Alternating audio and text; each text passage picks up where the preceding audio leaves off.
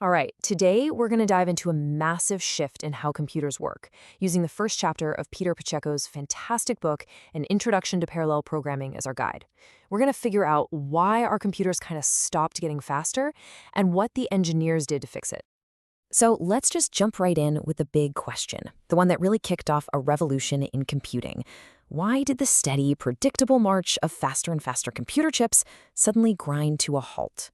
For decades, it was like magic, right? You just wait a year, buy a new computer, and all your software would just run faster. No extra work needed. So, what changed? To get our heads around that, here's the game plan for today. First, we'll talk about why we even need all this computing power. Then, we'll look at the literal physical wall that engineers smashed into, what we call the end of the free lunch. That leads us to a whole new way of programming. We'll check out what that new landscape looks like, and finally wrap up with why this isn't just for specialists anymore, but a skill that's becoming absolutely essential.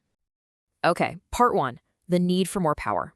See, to really get why things had to change, you first have to appreciate just how unbelievably hungry we are for computation.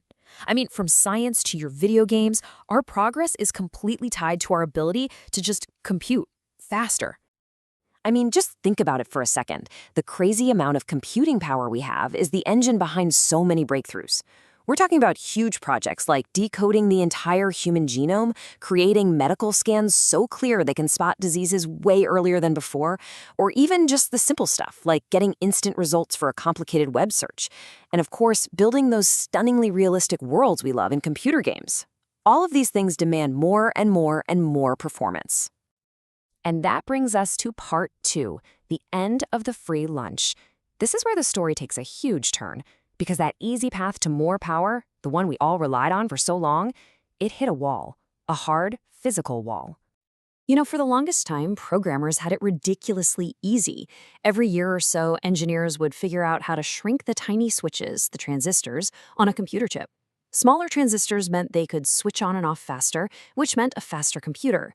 Programmers didn't have to change a single line of code to get a speed boost. It was awesome. It was the free lunch. But then, wham, we slammed right into a wall of physics. As those transistors got smaller and faster, they started using a ton more power in a tiny little space. And all that power, it turns into heat. By the early 2000s, computer chips were getting so hot that just blowing air on them wasn't enough to cool them down. We hit a thermal ceiling. The free lunch was officially over. So, if the old way was a dead end, what was the path forward? Well, that brings us to part three, a whole new way to program. The solution wasn't to make one single worker faster, but to use a whole team of workers all at once. So the hardware folks started putting multiple processors, or cores, onto a single chip. But that just moved the problem. See, all the old software was written for a one-man show. It was designed to run on just one core at a time. It couldn't magically split its work among 4 or 8 or 16 cores. Programmers had to fundamentally change how they wrote their software. The hardware changed, so the software had no choice but to follow.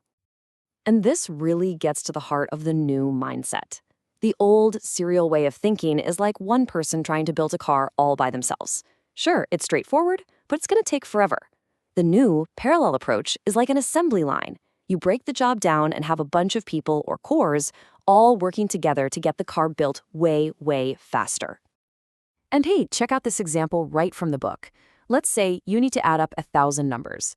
The old way is for one core to collect all the numbers and add them up one by one. But the parallel way is way smarter. The cores pair up, add their two numbers, then those results get paired up and added, and so on, like a tournament bracket. With 1,000 cores, this method is nearly 100 times faster.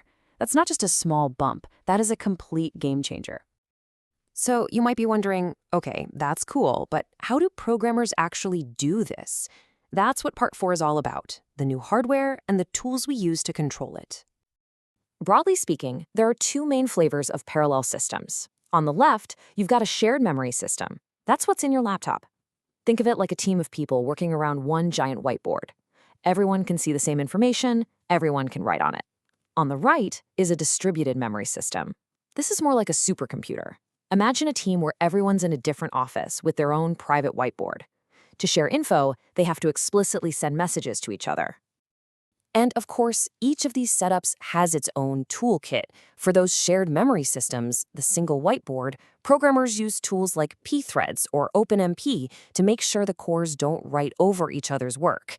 For the distributed systems, the separate offices, they use something called MPI, which stands for Message Passing Interface, to, well, pass messages back and forth. And this brings us right to our final and maybe most important section. Why does any of this matter to you right now? Because this stuff isn't just for scientists with supercomputers anymore. Now, Pacheco makes a really important point here. He warns us that all this new power comes with new complexity. Getting a bunch of cores to work together without tripping over each other is tricky. It means that good, clean software design is way more important than it ever was before.